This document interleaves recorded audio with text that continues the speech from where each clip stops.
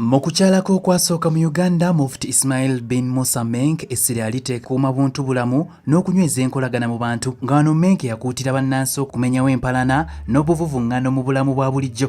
Ono ne ku mulundi guno waakudda wano okuva ng'ennaku z'omwezi 25 okutuusa ennaku z'omwezi 28 omwezi guno, era ng'okukyala kuno kuluubiriddwamu kubangula basiraamu mu nsonga z'obusiraamu wamu n'okukola obwannakyewa. Olw'embeera y'ekirwadde kya COVID, Mufti Menk si wakubeera mu bifo bya lukale nga we gwali ku mulundi guli mu kisaawe kya Namboole, nga ku luno wakubeera ku Pearl of Africa Hotel wano mu Kampala. Enfunda nnyingi nga Mufti Menk asomesa era ng'abuulirira abasiraamu mu ggwanga lino n'okwetooloola ensi yonna ng'obutambi bwe bubadde busaasaana ku mitimbagano egy'enjawulo, nga takoma kubuulirira abasiraamu bokka, mpozzi abadde agattako n'okuzzaamu abantu amaanyi. STV ettivi entongole yaweeredde olukusa okulaga Mufti Menk okuva lwatuuka okutuuka lwaddayo ng'obugenyi bwe buweddeko, era nga bino byonna bijja kubeera butereevu ku lutimbe luno gaggadde.